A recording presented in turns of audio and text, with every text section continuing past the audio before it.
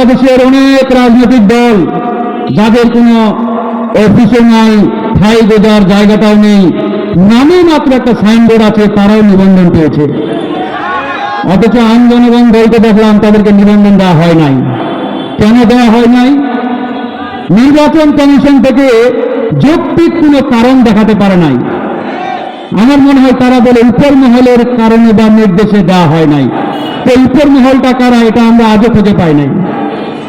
তো অনেক এরকম দলের যদি আমরা একটু অনুসন্ধান করি, আপনারা নিজেরাও জানেন যে নামে মাত্র প্রেসিডেন্ট, সেক্রেটারি, সভাপতি, সাধারণ সম্পাদক ব্যতীত তৃতীয় নেতাও খুঁজে পাওয়া যাবে না এমন দল নির্বাচন কমিশনের নিবন্ধন লিস্টে আছে। বাট আইন জনগণ দলে তো হাজার হাজার নেতা কর্মী অলরেডি হয়ে গেছে, আলহামদুলিল্লাহ, তাদেরকে নিবন্ধন দেওয়া হয় নাই। তো আমি মনে করি এটি পরিষ্কারভাবে তাদের সাথে জুলুম করা হয়েছে, অন্যায় করা হয়েছে। আমি নির্বাচন কমিশনের প্রতি আহ্বান জানাবো, আপনারা অনতিবিলম্বে এই নতুন রাজনৈতিক দলটিকে নিবন্ধন দেবেন এবং নিবন্ধন দেওয়ার মাধ্যমে আগামীর যে রাষ্ট্র বিনির্মাণ, যে নতুন বাংলাদেশ বিনির্মাণের যে লড়াই, এই লড়াইয়ে তাদেরকে ভূমিকা রাখার সুযোগ করে দেবেন। প্রিয় বন্ধুগণ, আপনারা জানেন যে বাংলাদেশ 54 বছর পেরিয়ে 55 বছরে আমরা পদার্পণ করেছি। এই 54 বছরের যে রাজনীতি, এই রাজনীতির মধ্য দিয়ে আমরা জনগণের বাংলাদেশ আজও বিনির্মাণ করতে পারি নাই। অনেক লড়াই সংগ্রাম করেছি। 1971 সালের মহান মুক্তিযুদ্ধের মধ্য দিয়ে আজকের এই বাংলাদেশ আমরা পেয়েছি।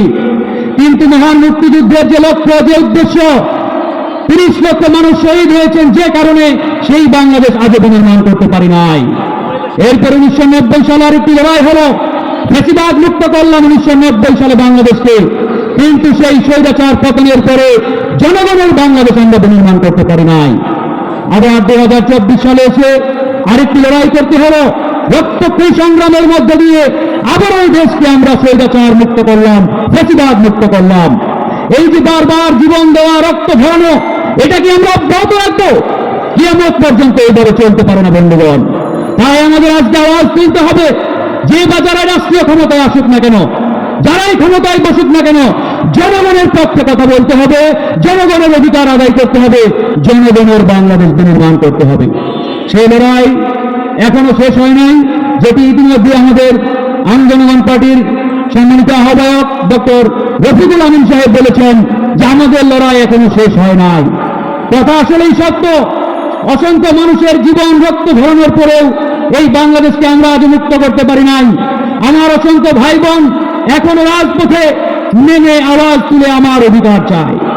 কেন 2026 সালে এসে আবারও একই কথা বলতে হবে, আমার অধিকার ফিরিয়ে দাও? আমরা এই আওয়াজ, এই বক্তব্য আর শুনতে চাই না।